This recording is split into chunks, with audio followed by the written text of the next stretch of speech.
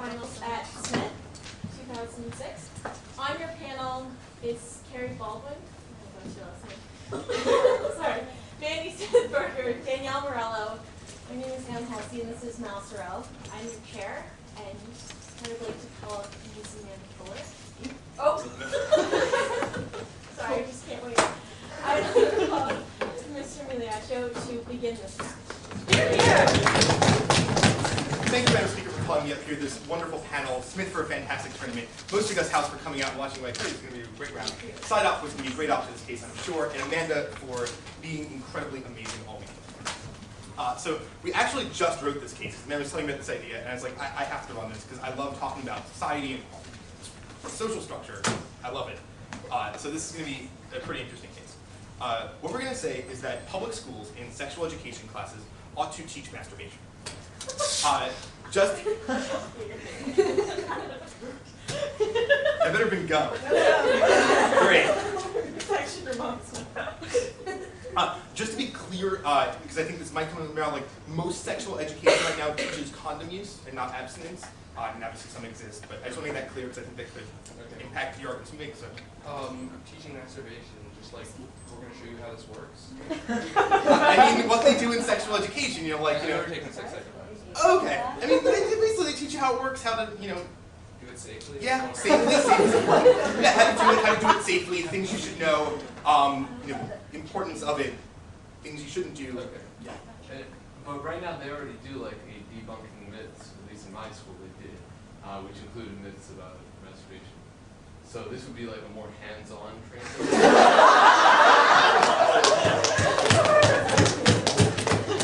I'll go with more thorough, and a lot of schools don't. And a lot of schools don't do this. Oh, at all. Sure. What are the ages for sex ed? 10th grade, 11th grade. Usually, I'm sorry, not Sweet, you're going to teach 10th graders sex ed? I'm sorry. Alright. No, I'm sorry, 10-year-olds, Oh. 5th grade. Okay. And then again, you'll have another health class Refresher. in middle school, generally. Okay. I think I didn't hear something.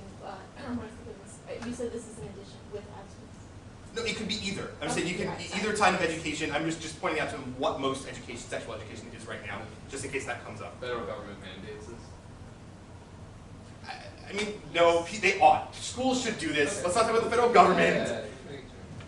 I think this is an interesting case. Let's not talk about like government bureaucracy. If that's really what you want to talk about, you can, I guess, but okay. So 3 points that we want to talk about. And the first thing we want to talk about is sort of basic health, right? Understand that this is very safe satisfaction. One of the easiest ways you can't get a sexual disease is to be pleasuring yourself. But understand also this is important that this works even in sort of an abstinence sort of context, right? Because if you don't want people to have sex, if you don't want people to be desperate to have sex, one of the best ways to do that is to teach them other ways to pleasure themselves. Teach them other ways to sort of fulfill those desires such that they're not desperate to have sex. People who understand masturbation and are willing to engage in it well might be less likely to go out and have sex earlier than they should because of that curiosity lust factor that they currently have. Second thing I want to talk about at this point, though, is like seriously the general benefits of masturbation. Like you were less stressed and a generally happier person, less aggressive when you masturbate on some sort of regular basis. Like it doesn't have to be all the time, but at some point, no, it makes you happy. It stimulates good things within your body when you masturbate and are stimulated. And we think that's something that's really important. This is something that's beneficial to students on that basic level. The third thing we want to talk about in this idea, though, is the idea of like learning how to do it correctly, right? This is actually really important. There are apparently a lot of really bad things you can do, especially in female masturbation, that you just wouldn't know naturally. I didn't know this until about 2 minutes ago, but Amanda tells me that like you should never use Vaseline because if you as a lubricant when you're masturbating, because that would lead to almost immediately to bacteria infections. That's really bad. I would imagine bacteria infection is a bad thing, right? I wouldn't have known that. I don't think most people would automatically know that and think to themselves Vaseline leads to bacteria infections. That's something a school can teach you that's really good. Prevents you from doing something that's harmful to yourself, and we think that's good.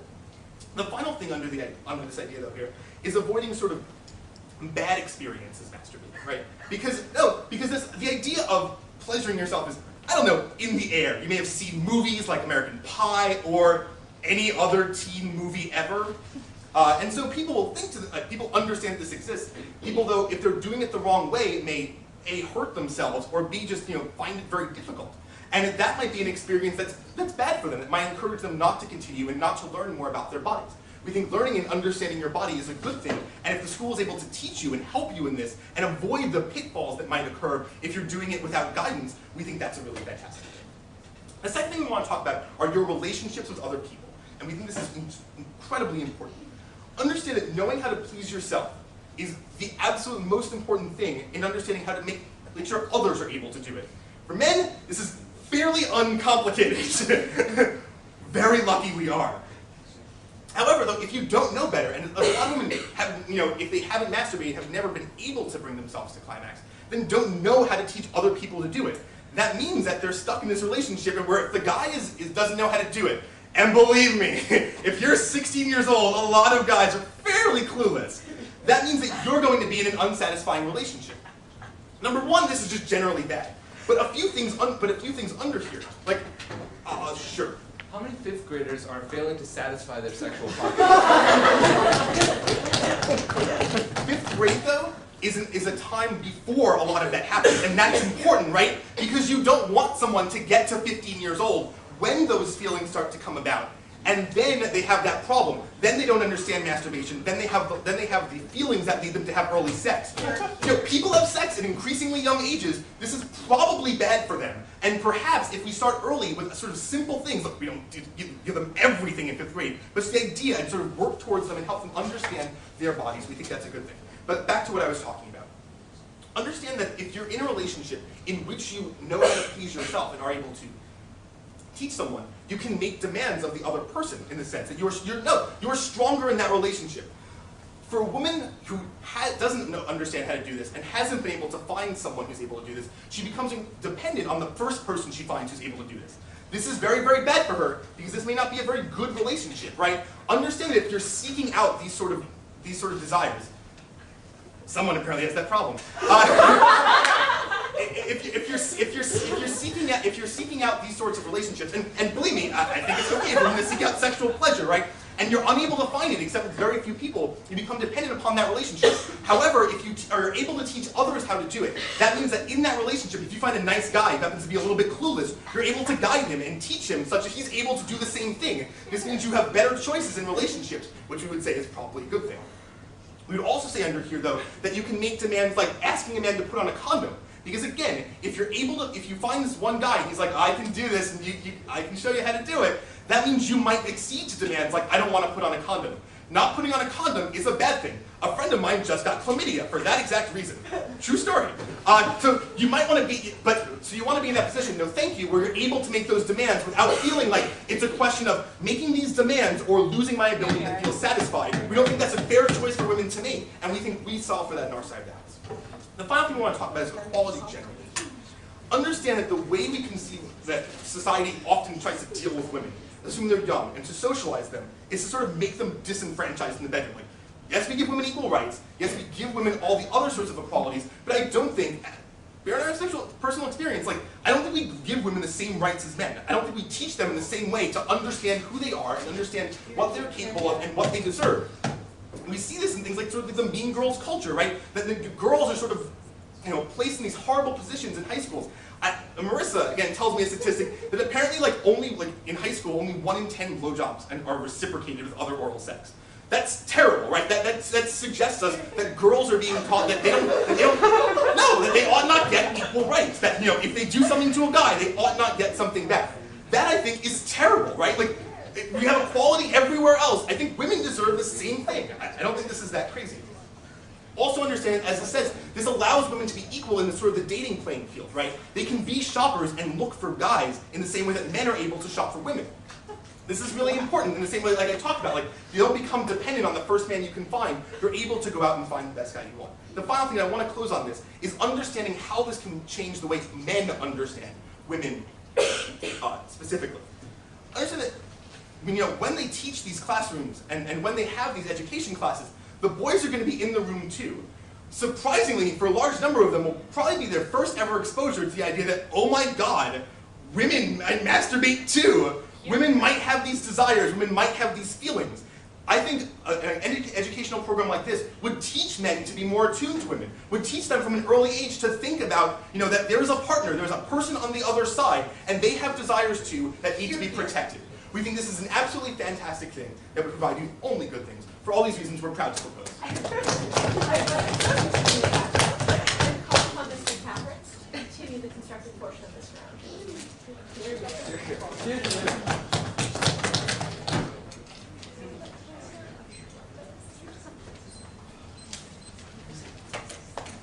Thank you so much to this most august house for being here to watch us. You guys for staying with us through these tough, tough times. You guys, what?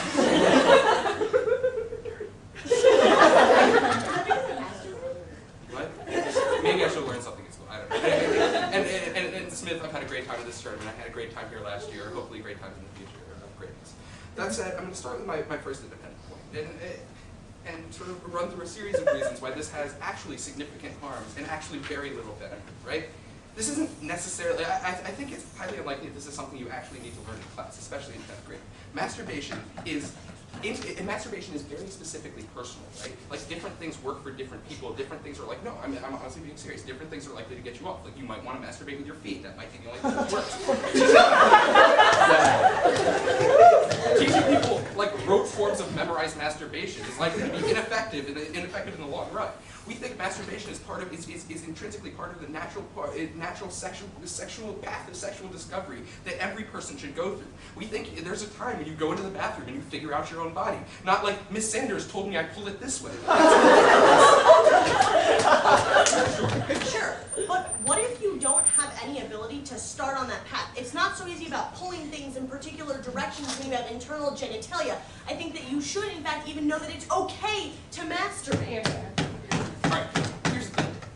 This class isn't just about telling people it's okay to masturbate. Like, they're teaching people how to do this. That's one thing. It's not just a statement that's okay. We think there are, and we'll reiterate this, lots of other ways to tell women that it's okay to actualize sexually, to change cultural standards. We don't think cultural change necessarily has to take place in the groin. And we don't think even sexual change necessarily needs to take place there. We think it's primarily a mental block that can be dealt with in that way. Two, I think even for women, and obviously I have less expertise than Amanda, and so maybe some of this is spec, guys, but even for women, there is that element of discovery. Just because it may not be as simple, it may be harder to discover, but that might actually make it more fun. It may take you longer, and since this is fun in the first place, taking longer isn't the worst thing in the world. It's not like, this is my grammar homework, I hate that this takes so long. Like, figure it out, guys. Alright, the next thing I want to talk about is the idea of community standards. This is sort of an obvious out of this case, but it's also actually very important. Recognize that, as much as any of us in this room might find masturbation healthy and wonderful, in some parts of our community find it offensive or find it problematic for a variety of reasons. They think it, they think it over-sexualizes society or leads people towards different sexual behavior which may be dangerous, or maybe they find it religiously exceptionable, whatever. We think that there's a significant problem when Johnny comes home from class or Sally comes home from class and says, this is what they taught me to do today. One, that parents might think their children are getting molested when they're being taught like intricate things about masturbation. We think that fear goes up significantly. And two, that parents, as a result of this and as a result of other fears, will take their children out of public schools. We think taking people out of the system because of particular beliefs about something as controversial as masturbation and something as unnecessary to teach, no thank you, as masturbation, it really just outweighs the benefits. The next thing I want to talk about is sort of the problems of over-masturbation and masturbation in general. It is sort of healthy on a small scale, but recognize that teaching masturbation as a healthy alternative to sex is actually teaching them sort of an alternative to interpersonal contact. It's teaching people to retreat within themselves. It's like, you can just do this by yourself and do it alone. You can just go your own way. We think you're going to grow a society of non-reproductive perverts. We think when our growth rates in society are already lessening, we think teaching masturbation just isn't the way to go. Ultimately, people need to figure out how to have sex. If you're sitting in your room the whole time, like, you're not going to figure out how to do it the right way. And more importantly, you actually will be less likely to be so satisfied with your partner at the point where you masturbate so much that that's what you got used to. That's what you associate with it. That's what you associate with orgasm fundamentally. You say, this is what gets me off, and your partner clearly can't replicate that because nobody knows you like yourself. The next thing I want to talk about, and they talk a lot about girls, but there are also problems for boys of this round. Here's the problem. At 10, not all boys can do this. When you tell them this is something absolutely normal and you should be able to do, and then the boy goes home to do his homework and he can't.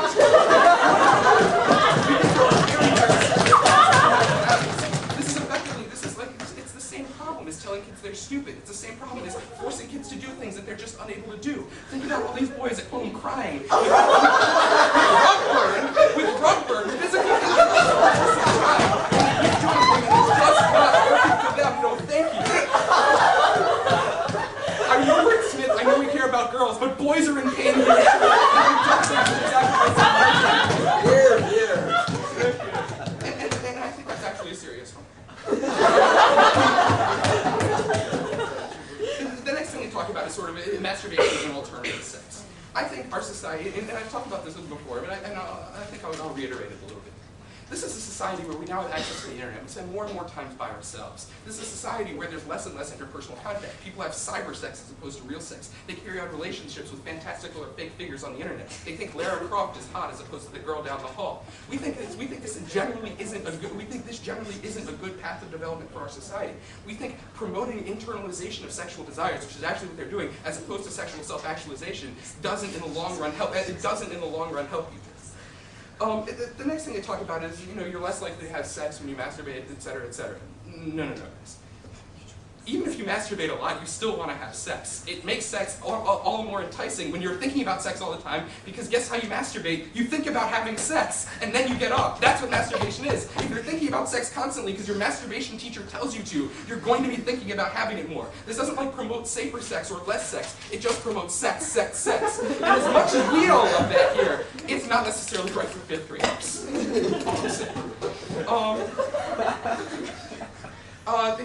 They talk about the lessening of stress. One, if you're not good at it, your stress will go up dramatically because it's like a fundamental human thing that if you are as a girl unable to orgasm, or as a boy because you're 10 unable to orgasm, a boy because you're 10 unable to orgasm, we think that will raise your stress levels dramatically. Because this is worse than failing at science or math. This is failing at being a human being. I'm gonna not have babies in the future because I can't do this. Sure. Do you actually believe that women can masturbate to climax when they're 10 as well? What? Do you think that women can masturbate to climax before puberty? I actually don't know. That's the point. Okay, so maybe women can't masturbate. That makes my case actually stronger. Thank you, Amanda. Yes, minor ignorance on my part. Massive problems for all the kids here who are having trouble masturbating. I'd rather have a little bit of minor ignorance on my part about something I don't need to know. I don't need to be thinking about 10-year-old girls masturbating. That's it! That's it! I'll accept a little bit of ignorance in exchange for people feeling better about themselves in the long run, not being overstressed, having fun, hurting themselves, etc. The next thing they talk about is safety, and they bring up this Vaseline point, etc. You can do this without teaching masturbation. You can say, girls, don't put Vaseline in your vagina because you get infection. And that seems pretty simple. Guys, don't use the claw because you get infection. You can teach masturbation. Just tell people that certain things are dangerous. We do that all the time. The next thing they talk about is sort of the idea of satisfying relationships, etc., etc. We think a couple things. One, I don't know how much you guys remember from what you learned in 5th grade, or remember what you learned in 5th grade when you were 16. I don't think this is necessarily going to have the long-term benefits they talk about. The other thing is, I don't think this necessarily actually promotes satisfying relationships. This promotes a satisfying relationship with yourself, sure, but not necessarily with other people. This teaches you to be self-sufficient. And as much as we in America love self-sufficiency in an economic sense, in a sexual sense, in the long run, it's just going to lead us down. I don't think that necessarily this is going to in any way sort of make your partner better at helping you, or make you better at giving orders in bed, or whatever they claim on their side of the house. I think that in the long run, what this is going to do is teach you how to help yourself. Now that's true, but that doesn't mean you'll know how to help somebody help yourself. I don't know if any of you have ever tied a tie, but tying a tie for somebody else and tying a tie for yourself is fundamentally different activity, right? And just because you know how to tie a tie for yourself doesn't mean you know how to tie it on somebody else. I think that's pretty reasonable. The next thing they talk about is all this sort of analysis about female dependency and sort of the problems of women in society. Listen, there are other ways, and especially later times, to give women sexual confidence. There are other things we can do. We can say it's okay to actualize yourself sexually. Don't make faces at me. We can say it's okay to actualize yourself sexually. We can say it's right and good for women to have orgasms without necessarily teaching them specifically the textbook way to get themselves off. We think that's unnecessary, especially in 5th grade. We think that there are more important societal changes. They say they give you the example of the girls who know how to masturbate will be more likely to get their boyfriend to use a condom. I think this is ridiculous. I see very little connection between knowing how to masturbate and having your boyfriend use a condom. I see a connection between maybe putting girls in leadership roles in schools and telling your boyfriend to use a condom, or maybe telling girls they'll get knocked up and drop out of school and have your boyfriend use a condom, or a variety of other ways to have girls make their boyfriends put a condom on. A girl knowing how to get herself off has nothing to do with a condom because there's no condom involved. Listen. Ultimately, with all this stuff, I actually don't really see this. They try to keep hammering home this idea of a link between masturbation and sort of liberation on a societal wide level. I think that what's important, or especially important to teach, is relationships between people. It's not that women necessarily. I don't think the problem is necessarily that women aren't able to actualize themselves sexually by themselves. I think it's that when they become into partnerships, especially with men in a society like this, they're often victimized, etc. Totally agree with that. I don't think them knowing how to masturbate necessarily changes the situation.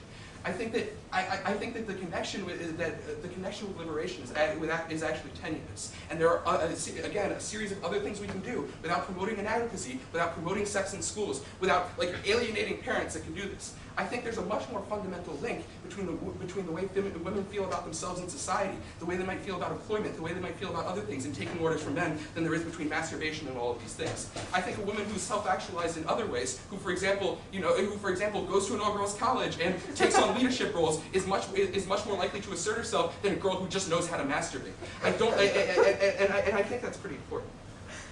The last thing they talk about is sort of changing the way men understand women. First of all, sexual education in almost every school district in this country is done in segregated classrooms. You group the men into one room, you group the women especially the first run of sex ed in 5th grade. You group the boys in one room, you group the girls in the other room, you tell them how their bodies work, you tell them, bananas, whatever. Whatever goes on in sex ed. I think that ultimately we do need sort of sorry. Stop. I was looking at the clock, I just got so wrong.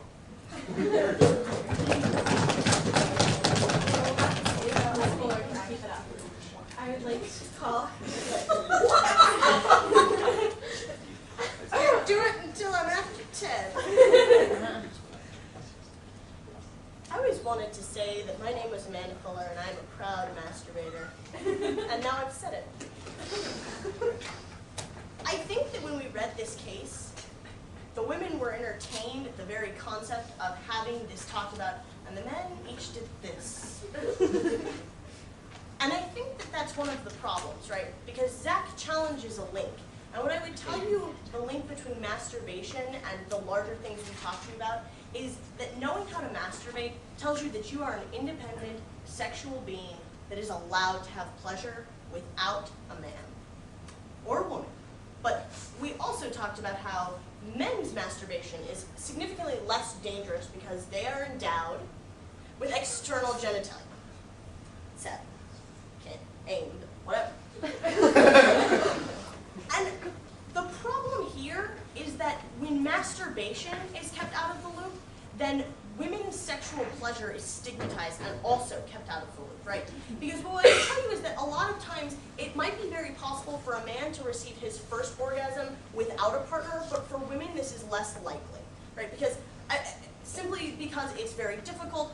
I don't really know the statistics on this, but I would tell you that even if they receive their first sexual experience and sexual climax with themselves, chances are it's far later, far more confusing, and far more traumatizing probably to get there than it was for a man, right? And I would tell you that this simply tells them that their sexuality should continue to be hidden in the ways that they've always been told that their sexuality should be hidden, right?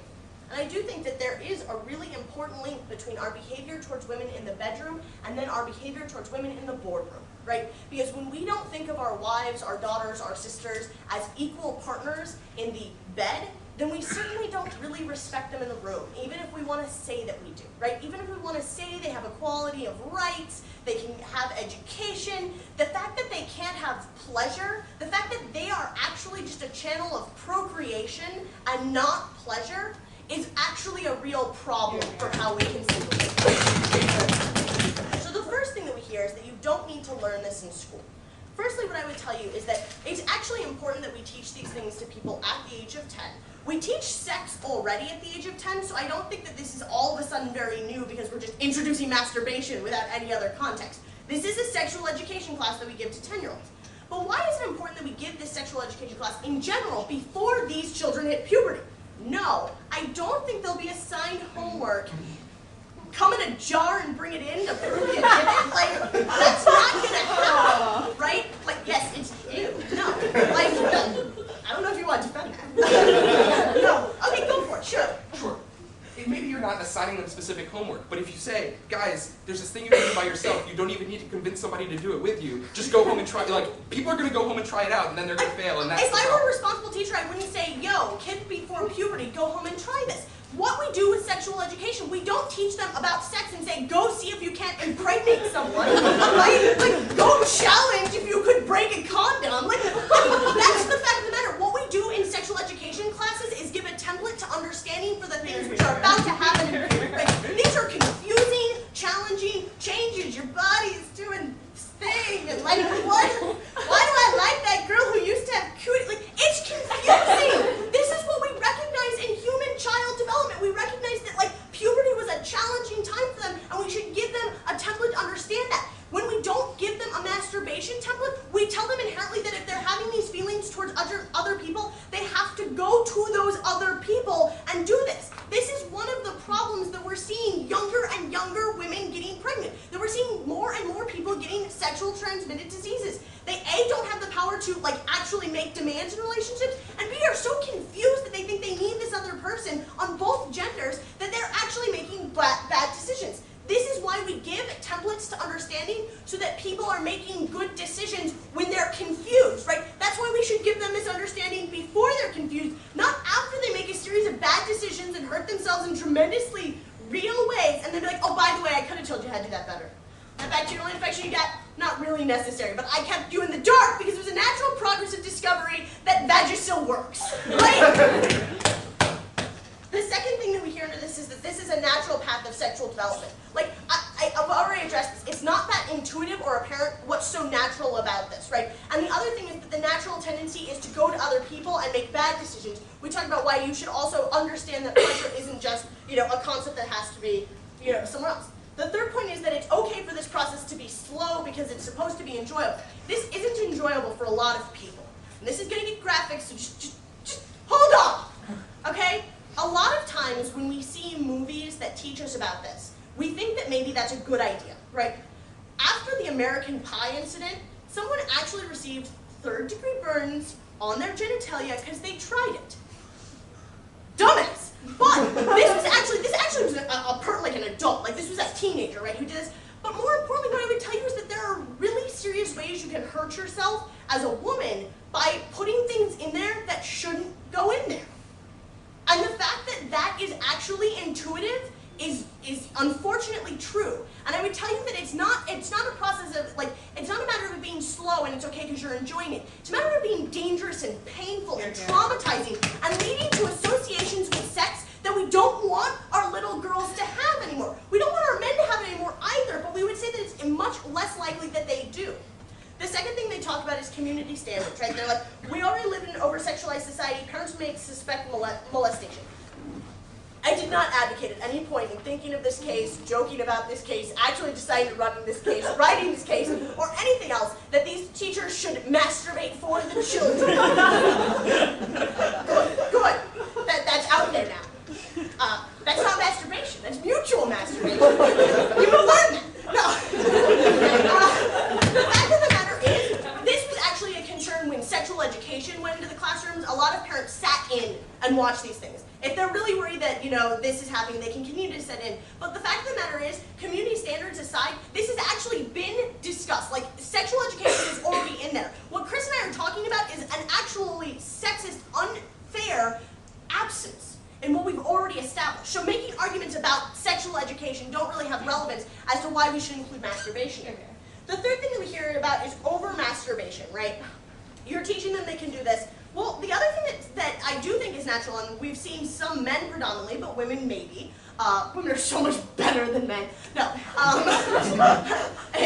We've seen them actually masturbate to excess, right? And this actually is unhealthy. It's more likely among men. It has occurred in young women as well. But what we would say is that that's one of the other things that you can educate them about, is about moderation in your sexuality, right? Not just in masturbation, but in general, which is, this gives an easy forum to teach about that moderation. Like, yes, we know you can masturbate. Some of you might have already discovered this. That would be more said in the middle school rendition of this class, not the 10-year-old rendition of this class. But you should be careful about doing this too much, right?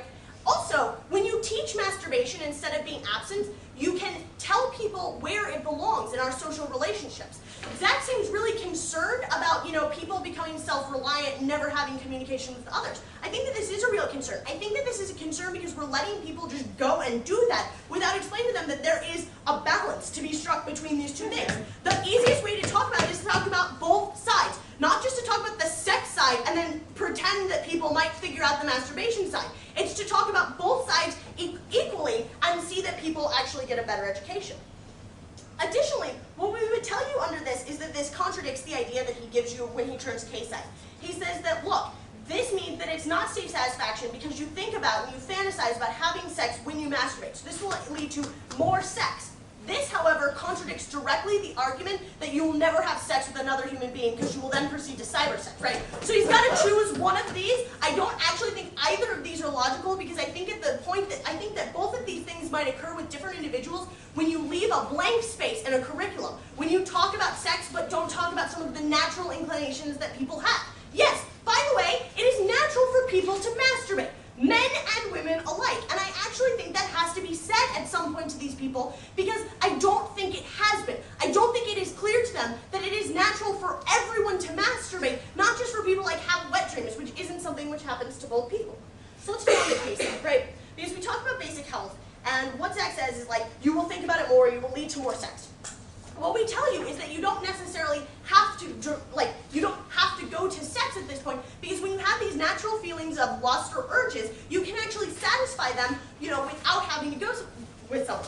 But additionally, we would say that this doesn't mean that you have to go have sex more, because then those urges are gone when they're satisfied, right? That's lovely. I mean, that's the great thing about this. And we would tell you that it's probably better that people do that rather than experiment with others, right? Remember, lots of children get involved in some really sticky situations when they have these natural... Interesting. Difficult situations when they actually try and experiment with their friends, right? Because they've heard things from their older brothers or other people at school, and they try and explore each other's other bodies, right? This is okay in a single gender sense, like when women are exploring with other women and men are doing it with other men. With little children, though, this could lead to early sexuality, too early, actual early intercourse, which we've seen a kind of accidental traumatizing of children when they're trying to do these things. We think it's better to give them a template of understanding. The second thing that we talk about is relationships with others, right? And we talk about how you can teach others. Zach says, well, tying a tie is difficult, and just because I know how to tie a tie doesn't mean I can teach you how to tie a tie. But if you don't know how to tie a tie, you certainly can't teach me how to tie a tie, right? And that's actually a big issue, because if I only go into a relationship and I don't know how to pleasure myself, this is not a concern, and not a concern, and I don't know how to pleasure myself, and my partner comes and he's like, well, I've never gotten a woman off, and I surely don't know how to, I have to accept that situation because there's no one here with the toolbox to teach it, right? There's no one here who can say, well, let's, this feels good or this doesn't feel good, etc. I would tell you that that's more important than having to be dependent on another individual. But what does this also mean? Imagine that I go into a relationship and find someone who can pleasure me, and I, otherwise don't really know how to do that and don't really have any faith that someone else would. If this is an unhealthy emotional relationship, I shouldn't be trapped into staying in it for my physical satisfaction, right? And I think that that's equally important. And then Zach tells us that then we'll feel bad as humans when they can't complete their homework. I think I've already talked about how we're not actually giving them homework, we're giving them a template of understanding their natural progression. Some people go through puberty as early as 10. Most people do not, but we explain to them that they will soon be going through puberty. And what that means, just saying things like, don't put Vaseline in your vagina doesn't mean anything without the context as to why you would put Vaseline in your vagina. Here. I think that you can't just tell them that, right? The third thing that he talks about is equality. He's like, look, this really just hurts relationships between people. What he neglects here is the idea that women now can be shoppers in the same way men can be shoppers, of demanding certain things from the people that they're their certain partners. They can say, I demand pleasure from you, just as you demand pleasure from me, right? And we would say that this is really important. Putting them in leadership roles doesn't change the fact that they're never being pleased in bed, right? There are plenty of women who lead organizations in high school, but there are also still these statistics that say 1 in 10 blowjobs are not reciprocated with cunnilingus. I think that it's important to understand these kinds of disparities are what account for our continuing lack of parity. Because when we don't see women as equal conveyors of pleasure, we don't really see them as equal. We're happy to propose. And call Mr. Brzezinski come up and his final instructions.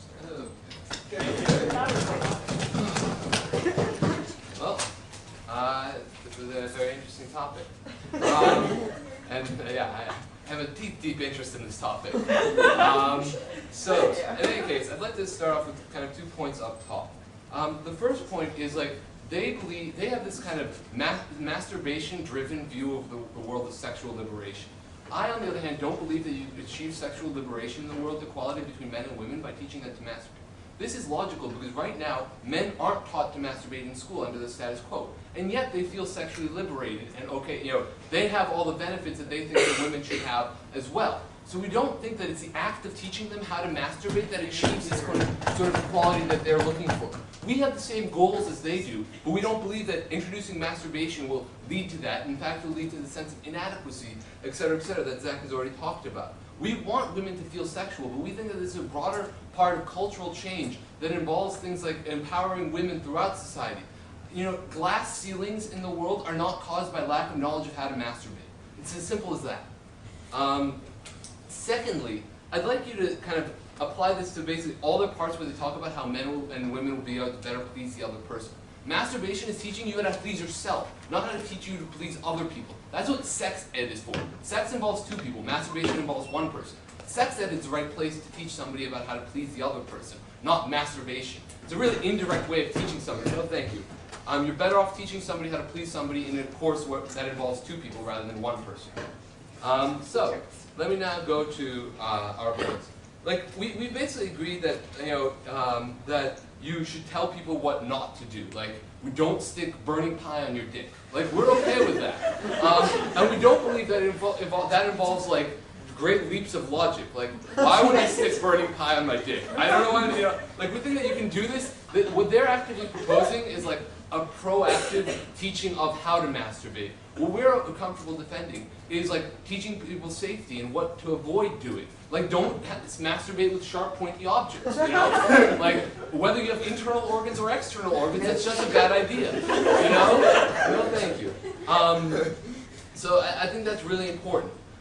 They say that, and also, like, they massively overstate what kind of benefits they're going to be getting on their side of the house. Like, they seem to have missed the existence of the internet. Like, the internet is tremendously useful for many, many things. Like, I'm sure there's a Wikipedia article on this, not now. No thanks. PMR. Okay. And a lot of the benefits that they're talking about, they're going to get through sex ed, or a proper system of sex ed, which we're happy to defend. But they ignore, they actually largely ignore the sense of inadequacy that their policy can engender. Because what they're doing is not telling you things not to do, but telling you things you should be able to do. And regardless of what age that is, it doesn't take into account both differences in personal development and differences in personal taste. We think that teaching people a one-size-fits-all system of masturbation is not good. And in fact, it will cut short the process of self-discovery that will lead people to figure out what's best for them. You're going to be giving them a template saying this is what you should be doing, and therefore they won't try doing other things when we think trying other things is good. We're all for experimentation of all sorts of types. No thanks.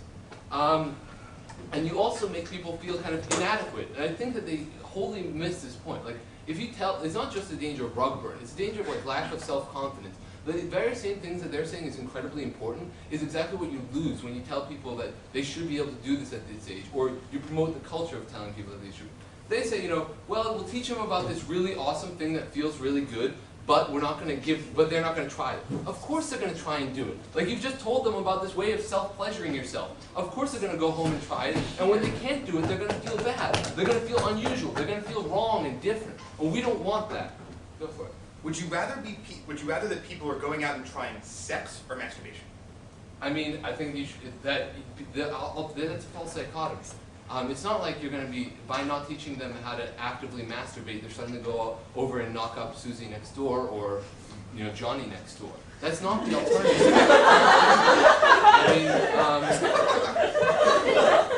So I'm trying to think that's just not the way it works. You're still teaching them sex ed. You're still teaching them on our side of the side all the harms and consequences of having sex at an early age and all the ways in which to do it safely. There's no link between this sort of logic that they're trying to set up. Then we talk about how community standards are important, and they entirely drop the point of how this will drive people out of school. We think that this is a massive harm on their side of the house that they haven't addressed. Basically, this sort of proactive leap will make many parents feel uncomfortable. Like, I think that there's a profound difference between having like the safety-oriented process of teaching people what not to do so that their children don't harm themselves, and teaching people, telling parents' children that they should be doing this at the age of 10. Like, I think that, I don't agree with the fact that it will make some parents uncomfortable, but it will. And then what happens when parents leave the school system? They don't get any sex ed at all. And I think that that's a far graver harm than any of the benefits they're getting. And you have to take it in the mindset, not just like New England and the Northeast, you have to take in the mindset of like the South and places in which this is more controversial. And the harms will be far greater. No, thank you. Then we think that we talk about how there's the importance of interpersonal contact and not promoting an antisocial culture. They say, oh, no, we'll just teach them balance. Well, I don't think that you teach balance by teaching something that only benefits yourself. They somehow think that by teaching masturbation, they're going to teach the person how to please the other person, but that's not how it works. We should teach that in sex ed how to please, somebody else. But masturbation doesn't teach somebody how to please the other person. It only teaches you how to please yourself, and that's not the kind of culture that we want to promote. And they also miss the fact that there's a correlation between masturbation and actually being bad in bed. Like, it is statistically, boys who are more likely to masturbate are more likely to come quickly. Like, that's just the link. And we don't think that promoting like quickly coming guys is a good thing. We think that guys should last longer. So, their policy is really bad. But I think I've shown you how like they're proposing this in a vacuum. It's not a realistic situation that everyone's ignorant and have no other alternatives to turn to. There are many other places where they can get this information where you don't get the social harms that they get. But let's go case side. Their first point is about the general benefits of having a template for masturbation. You're still the answer is that you're still getting sex ed. You can teach people what not to do without teaching people what they should be doing or telling people they should be doing something at a certain age. And then furthermore, they talk about masturbation as an alternative to sex. We think that sex is better, and that teaching people interpersonal contact is better, and that the degree to which the degree to which people will be like ignorant of the phenomenon of masturbation is like completely wrong. Then they talk about how there'll be less stress. Well, I mean, I think that you raise stress levels, like Zach said, and they fail to adequately rebut. When you tell people at the age of 10 that they should be that there's this thing that they should be able to do, regardless of whether or not they can do it. Like, no matter how you phrase it, telling somebody that there's something that they can do that will make them feel really good, no thank you, is going to make them want to be able to do that thing. And therefore, when they can't do it, they'll feel bad. And we don't want to engender this culture of sexual inadequacy in our 10-year-old children, which is what they want. Then they talk about how it's crucial to satisfying relationships. First of all, I don't think that that's true. I think that satisfying relationships are formed from a variety of other things, that sex is not the crux of any satisfying relationship. And I think that relationships have to be satisfying on a whole number of levels, and they're promoting a culture of equating sex with relationships. No. But moreover, it doesn't make you better at giving head, and it doesn't make you more liberated and empowered, which is, I think, what they try and frame as their biggest impact. The idea of sexually liberating and freeing women from dependency on men. Which is what they really mean. They don't really care about men being dependent on women, but that's not what it happens. Because masturbation isn't the key to it. Because if it were the key to it, then men would feel just as dependent on women. Because men don't get masturbation education right now. And yet, do you see what I'm saying? Going with that? So we have a whole bunch of, no thanks. We have a whole bunch of responses to this, which I've already stated most of. We agree that sexual liberalization is good, but you promote sexual self-confidence in a variety of other means, which they haven't dealt with. It's a matter of societal-wide culture, not a matter of like individual masturbation classes.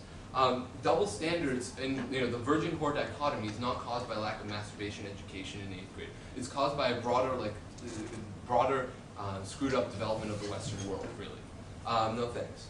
And I think that we have to do a whole variety of other things to end this, and not teaching women, that teaching women to be sexual beings is not through the groin that you do it.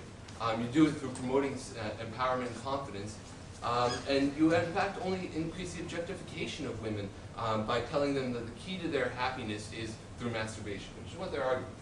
Sure.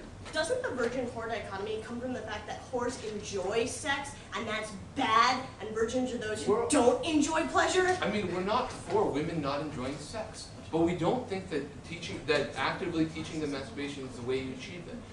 We think that you have all sorts of guilt-ridden Western society problems, that you need broader cultural change. You need sexual liberalization on a whole wider front than the 10th grade classroom. No thank you. So I think we've shown how there are kind of benefits of promoting healthy relationships don't exist because masturbation is about yourself, not your other partner. Therefore, you don't know how to help the other person. That sexual liberalization is not derived from masturbation, that the kind of benefits they hope for won't be achieved. For these reasons, we're proud to oppose. I'd like to recall the leader of the opposition to open the rebuttal portion of this round.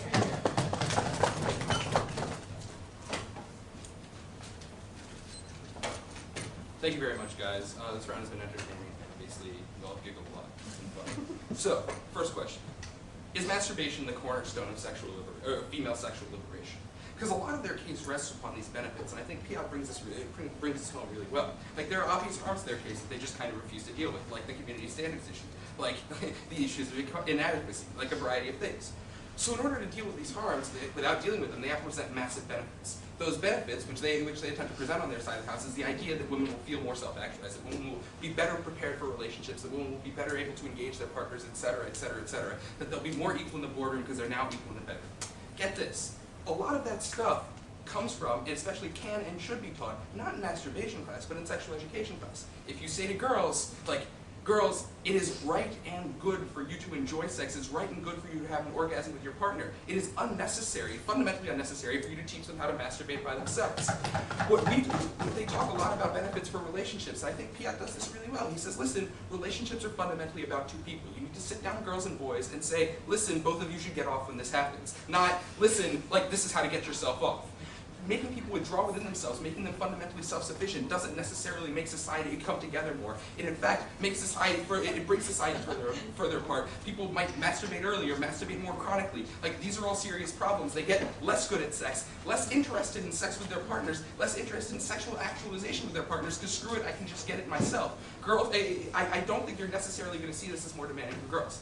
Piatt says, listen, obviously Western culture's fucked up, right? And obviously there are issues, there is this version for dichotomy. We don't think it's wrong on our side of the house to promote pleasure for women. We just think it is fundamentally unnecessary to promote women pleasuring themselves. Women should have access to pleasure just as men should. But what we think the important promotion is, in the limited time we have in these sex ed classes, is to promote mutual sexual pleasure. That's what's actually important, because you need to promote safe and healthy sex, not safe and healthy masturbation. Ultimately, I think the benefits from this are very limited. I think you don't get this sort of like women aren't just busting through glass ceilings on the power of masturbation. That's not what's going to happen. I think that if you refocus this attitude, and I think there is good sentiment behind their case. There are some good ideas behind their case. And if you refocus that in sort of a redefinition of sex ed, a redefinition of what's okay about female pleasure, if you refocus that in focusing on ending the virgin birth dichotomy and putting women in more leadership roles and doing a variety of other things, that can have further serious long-term benefits in a way that teaching masturbation doesn't. That's what we support on our side of the house. So. And to close, is this how you want to spend your time? Is this how you want to spend your time in sex ed class? First, briefly, the issue of safety. They say you can't teach people this without context. Here's the thing.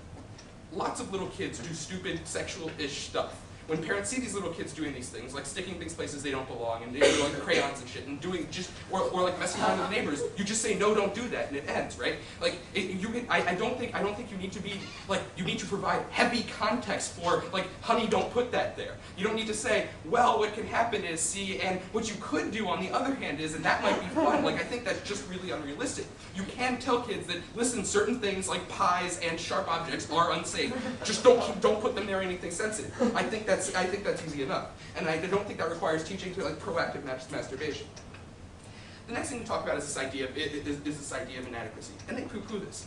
But I recognize that there's a fundamentally different barrier between the barrier for sex and the barrier for masturbation. For sex, the number one thing stopping people from having sex all the time is you have to convince somebody to have it with you.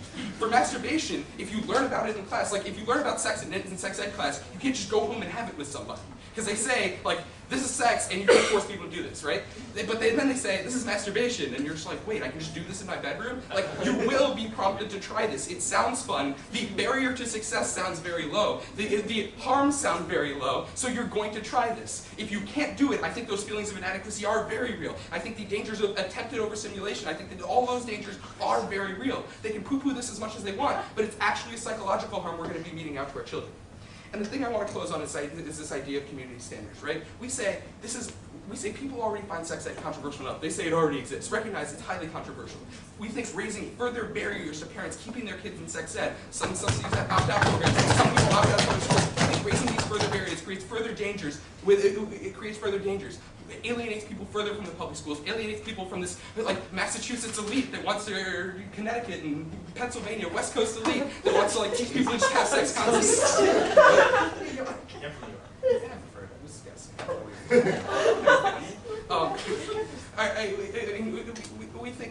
We think you prompt further alienation with very small benefits. We think when you have inadequacy and alienation on one side, and you can just get these benefits by a healthy and well-rounded sex ed class on the other side, you've got to come with Rob.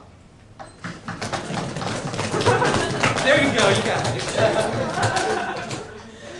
I'd like to recall the Prime Minister to close out this very final round. Thank you, Madam Speaker, panel, everyone. Sign up for actually really engaging this case. Thank you for that. And Amanda for being fantastic. Before I crystallize, I want to condense Piot's speech into 4 sentences. Because he tells us there's 2 new points at the beginning, but that's actually the entire speech, and it boils down to 4 things. First, men can figure out how to have an orgasm, and thus if women can't, they should go look at an article on the internet. Because we'd rather have people learning things from the internet than teachers. He suggests Wikipedia. Everything on the internet is always true, portrays the entire side of the story, and portrays it in a good way. You guys can defend that.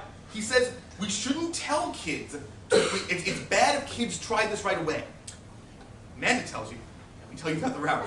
We don't tell them to, like, go have fun, right? We don't tell them, like, okay, kids, Johnny, go home, start masturbating. This relates also to Zach's rug burn up. Remember though, we also, at the same time, we're teaching sex. We don't tell the kids, go home and have sex, because that would be stupid, because they're 10 and can't do it. Even if kids wanted to do it at 10, they can't do it for the same reasons that boys can't masturbate. Same problems. This leads to Piot's 3rd sentence, which is that we want people to learn about this in the context of sex, rather than masturbation. Because the best way to start exploring and understanding, and what we want kids to learn, is that where you should start is with sex, and never masturbation. Because it's a great idea for 14-year-olds to think, how am I to understand the body? How am I to pleasure myself? I'll have sex. This, again, is a bad thing. That if we teach people that they should try and start to understand their body through masturbation, and then later come together with people, then they might not have the urges to have sex really early on, have the damaging and harmful sex that the man talks about, that sort of stunts people's growth and understanding of their bodies. But Piot's final sentence is that this is a big problem. This can't possibly solve everything. And so we can't pick this up because this doesn't solve everything in Western culture's problems. We concede that. It doesn't solve all the problems. But what we've, Amanda and I told you that throughout, we've given you a link between how this is an important piece of solving our culture problems. This is an important piece of making men understand women and creating understanding in our culture. That's incredibly important. When men understand women as sexual beings, understand that the virgin-whore dichotomy is a lie and a terrible thing that men perpetuate on women, then at that point we can move forward. Men can truly understand women. They keep saying that this is their big line. Social change can't take place in the groin. Amanda tells you that's exactly where it has to begin, because until that happens, women don't have the same respect, don't have the understanding from men, and that's a problem. 3 questions I want to ask. The first thing I want to ask is, how do we teach people well? How do we make sure that people are able to understand and have a good understanding of their body and sex? We tell you, that the reason why we teach kids early and when we teach about sex early is so that people understand these things when they go into puberty. They keep saying, figure it out yourself. It'll be a fun process. Like, number 1, we keep telling you that no, sometimes it's not fun. People have these people are getting these images that they should be doing this, they should be learning about this. The American Pie example is actually fairly good. Like, people see this on TV. Do you want people learning about masturbation? Because again, they tell you they're going to start experimenting. This is their big thing. Like, they're going to start figuring it out. Do you want them learning from TV or the internet, or do you want them learning about this in school? I would pick school. Maybe I'm crazy, but I think we might be able to give them a better understanding, a safer understanding, if we're able to teach them in schools and not in watching like the latest teen movie. Also understand that what this does here is it acknowledges the orgasm and how important that is. Remember what they also tell you, like, you can prevent kids from being unhealthy if you just tell them, don't put Vaseline in your vagina and don't put your dick in a pie. You could tell them these things. I believe they might confuse, I'm serious, I believe kids might be confused if you just tell them these things and might not tell them what context they might be doing them in. Like, that's the thing, it's like, just tell them. No, people have to understand what's going on. Why are they doing these? Why are they doing these things? Why would I want to do them? And what are they leading to? Because that's key. There's a reason why people are masturbating. There's a reason why people are having sex. Because they're trying to get to an orgasm. When you understand that principle, when you work from there, then you have a better understanding of the body. Then you have a better understanding of what's going on, and you go through puberty less uninformed, less thinking about, I feel these feelings and I don't understand them. The second question I want to ask is, how do we make better relationships? Because Zach especially is really worried that like everyone's going to masturbate. And there's going to be no interpersonal relationships whatsoever. There's not going to be like any sort of ability to like get out of a room, and they're just going to be sitting in front of the internet. You said that, like you're talking about the over-masturbate, the rug burn problem. Again, the rug burn up. They're just going to sit there and masturbate. There's not going to be interpersonal relationships. What Amanda tells you is that in a school context, you're able to put masturbation into a context. You're able to say to people, this is how masturbation works within a sexual relationship. This is how masturbation works within something that's important. We think that's a good thing. We think that means that people understand masturbation, understand sexuality on a broader scale. Understand that people have desires and they need to be fulfilled within relationships. Zach says, like, how dare we think that sex is an integral part of, a romantic relationship? No, like, it's an important part. If someone's not being satisfied by their partner, if someone's unable to teach them that, then they're going to have problems within that relationship because people do seek that out.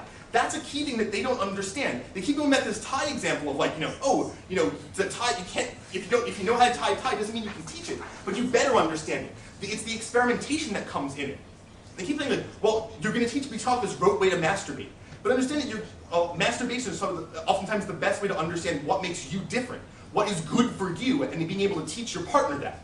Because they don't understand that, they don't get to all of our links about how we protect women within these relationships. How, if they're able to understand their bodies and teach people, then they're not put in these horrible situations where they feel the need, if like the one person has been able to satisfy them, that now they have to stay in that relationship. We think that's something that's problematic. We think women need to be able to defend themselves, and we think that's something that